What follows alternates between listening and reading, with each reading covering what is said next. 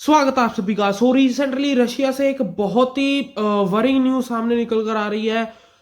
Russia में Ukraine ने Vladimir Putin के हाउस के ऊपर, जहां पर वो रहते हैं, क्रेमलिन एक अलग जगह है, बट जो उनका पर्सनल हाउस है जहां पर वो रहते हैं वहां पर ड्रोन स्ट्राइक्स कर दी हैं। सो बताया ये जा रहा है कि 91 ड्रोन स्ट्राइक्स की हैं एंड इसके ऊपर बहुत सारे देशों के प्रधानमंत्री, इवन तो हमारे पीएम नरेंद्र मोदी जी ने एंड डोनाल्ड ट्रंप ने, दोनों ने कंडेमनेशन की है इसको, बताया कि गलत हुआ। ये है प्राइम मिनिस्टर नरेंद्र मोदी का आर्टिकल। इन्होंने कहा है ये चीज बहुत ही कंसर्निंग है, जो कि Vladimir Putin president of Russia federation की जो रेजिडेंस को टारगेट किया गया। एंड इसका एक बहुत बड़ा इम्पैक्ट जो पीस डील है जो ट्रंप अभी करवा रहे हैं, उनके दोनों के बीच ब्रिज बने हुए हैं रशिया और यूक्रेन के बीच, तो उसके लिए ये जो हॉस्टिलिटी है, ये जो यूक्रेन का पता नहीं कौन सा स्टांस है, इसके ऊपर भी हम आगे में चर्चा करेंगे। सो ये जो अटैक किया है ये उस पीस डील को, हॉस्टिलिटीज को एंड नहीं, ऐसे वे से आप एंड नहीं कर सकते। सो ये एक हार्ड ट्वीट किया है प्राइम मिनिस्टर मोदी ने। एंड इसके बाद ट्रंप का भी इसके बाद ट्रंप का भी बयान आया एंड उन्होंने अपने जो उनका तरीका होता है थोड़ी हार्ड लैंग्वेज में एंड थोड़े से वो मे बी उस जब वो कह रहे थे ना, फ्रस्ट्रेटेड भी दिख रहे थे, क्योंकि डोनाल्ड ट्रंप, आप मानो ना मानो, रशिया और यूक्रेन के पीस कराने में एक बहुत ही ज्यादा बड़ा रोल प्ले कर रहे हैं। अगर मे बी हो, अगर डोनाल्ड ट्रंप होते 2022 में बाइडेन की जगह, तो शायद ये वॉर स्टार्ट ना होती, शायद वो कुछ और करते। एंड मैं आपको उनकी अभी दिखाना चाहता हूं कि उन्होंने क्या कहा। सो ये है वो वीडियो एंड नेतन्याहू के साथ ये वीडियो है। सो नेतन्याहू अभी रिसेंटली यूएसए गए हैं एंड जो गाजा पीस प्लान था उसमें डिस्कशन करने के लिए कि क्या इजराइल चाहता है कि पाकिस्तान की फोर्सेस गाजा में डिप्लॉय हों, क्योंकि उनको इतना ट्रस्ट नहीं है पाकिस्तान की फोर्सेस पीस में कहां पर आ सकती है। सो बेसिकली अभी हम वीडियो देखते हैं। The alleged strike on Putin's residence could scuttle the peace. Yeah, I don't like it. It's not good. I heard about it this morning. You know who told me about it? President Putin told me about it. Early in the morning, he said he was attacked. It's no good. It's no good. Don't forget, you know, the Tomahawks. I stopped the Tomahawks. I didn't want that. Because we're talking about, you know, it's a delicate period of time. This is not the right time. It's one thing to be offensive, because they were offensive. It's another thing to attack his house. It's not the right time to do any of that, and can't do it. And I learned about it from President Putin today. I was very angry about it. So Donald Trump ने यहाँ पर दो बातें बहुत ही ज्यादा important है, बहुत ही ज्यादा मेच्योर चीज कही थी। सो एक तो कहा था कि इसी वजह से मैं यूक्रेन को टॉमहॉक नहीं दे रहा था, क्योंकि यूक्रेन ऐसे अटैक करता रशिया के अंदर और भी कई जो वेरियस प्लेसेस पे करता। अभी उनके चीज कंट्रोल में नहीं है, क्योंकि यूक्रेन ने अभी अपनी यूरोपियन यूनियन की जो उनकी मंडली है उनके साथ मिलकर ड्रोन जो कि बड़े डिस्टेंस पर स्ट्राइक कर सकते हैं, तो वो डेवलप कर लिए हैं उन्होंने, तो उससे वो अभी रशिया के अंदर स्ट्राइक्स कर रहे हैं। एंड एक चीज और उन्होंने कहा था कि ऑफेंसिव होना एक अलग बात है, बट उसके व्लादिमीर पुतिन के रेजिडेंस पर अटैक करना एक अलग बात है। सो ये चीज बहुत सही है, क्योंकि अगर आप देखोगे कि रशिया ने अभी तक ऐसा कुछ नहीं करा, आपके मन में भी आया हो कि मोसाद ऐसा करती है, रशिया कमजोर हो चुका है। सो मैं आपको बता दूं कि रशिया ने अभी ऐसा कुछ नहीं करा।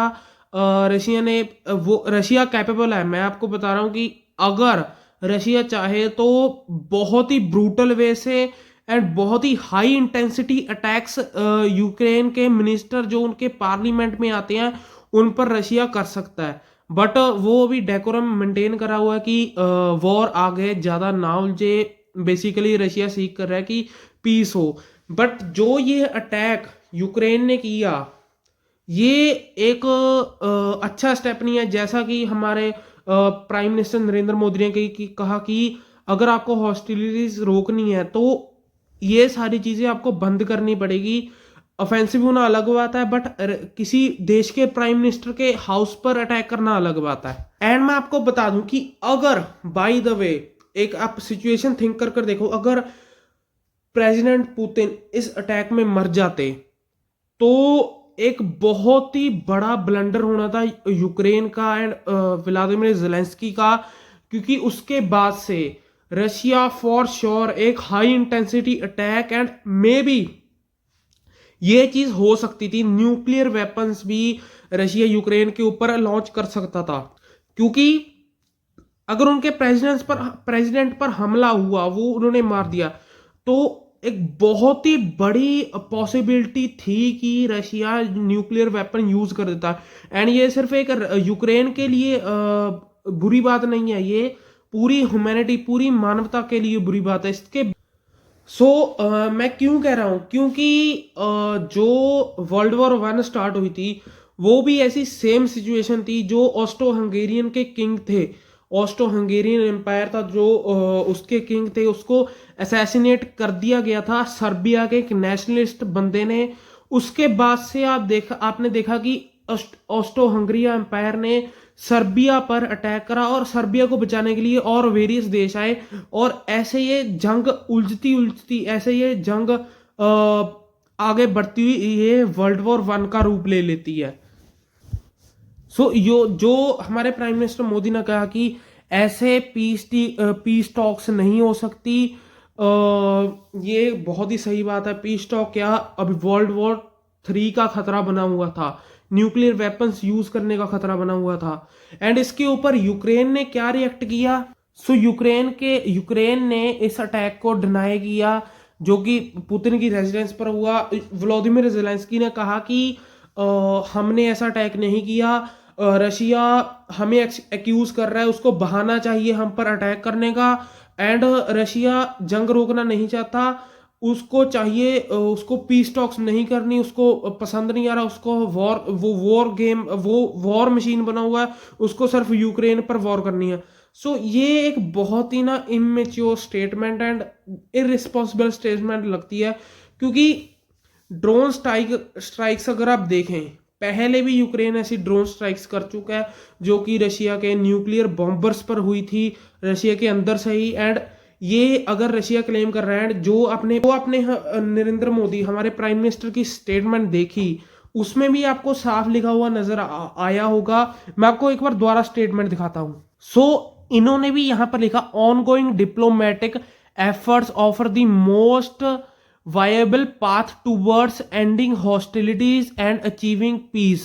We urge all concerned to remain focused on these efforts and avoid any action that could undermine them. यहाँ पर प्राइम मिनिस्टर नरेंद्र मोदी ने लिखा कि अगर आपको पीस चाहिए, ऐसे अटैक्स आपको रोकने होंगे, इंडायरेक्ट तरीके से कहा। यहां पर से हम ये चीज कंफर्म होती है कि यूक्रेन ने अटैक किया। क्योंकि अगर ये चीज कंफर्म नहीं होती तो इंडिया के प्राइम मिनिस्टर ऐसी ट्वीट नहीं करते। हम अगर जो चीज कंफर्म होगी, जो हमें इंटेल वहां इंफॉर्मेशन रशिया से मिली या फिर हमारी एजेंसीज ने इकट्ठा की, तो ऐसे ट्वीट आप देखोगे, अगर यूक्रेन के अटैक ना किया होता तो ऐसा ट्वीट नहीं मिलता। इसके बाद से रशिया भी हाई अलर्ट पर है। बताया ये भी जा रहा है कि रशिया अपनी न्यूक्लियर मिसाइल को मूव कर रहा है। देखना होगा, हम तो यही चाहेंगे कि ऐसा कुछ ना हो, वर्ल्ड वॉर 3 जैसा कुछ ना हो। प्रॉस्पेरिटी चाहिए रीजन में, सारे वर्ल्ड में प्रॉस्पेरिटी चाहिए, कोई वॉर नहीं चाहिए। बट जो ऐसे अटैक्स होते हैं ना, जब पीस टॉक नजदीक बढ़ती है तो यूक्रेन कभी अटैक करता है, कभी रशिया कर देता है। बट जो ये अटैक है, इसको कंडेम इवन दो ट्रंप ने भी किया, डोनाल्ड ट्रंप ने भी किया। ये एक बारबेरिक टाइप का अटैक है, क्योंकि कोई भी देश ऐसे प्राइम मिनिस्टर पर हमला नहीं करता। इवन दो रशिया ने भी अब तक नहीं किया, उसके पास पूरी कैपेबिलिटी है ऐसे अटैक्स को अंजाम देने की, कि उसके मिनिस्टर को, यूक्रेन के मिनिस्टर्स को मरा दे, व्लादिमीर ज़ेलेंस्की को मरा दे, तख्ता पलट होगा, अपनी सरकार आएगी। रशिया ने भी ऐसा कुछ नहीं किया। अभी देखना होगा, चाहेंगे तो यही कि वॉर स्टॉप हो। आपकी क्या राय है कमेंट सेक्शन में बता देना। ये थी आज की वीडियो। अगर आपको वीडियो अच्छी लगी तो वीडियो को लाइक कर देना और चैनल को सब्सक्राइब कर देना। हम मिलते हैं एक अगली नई वीडियो में, तब तक के लिए take care and good bye.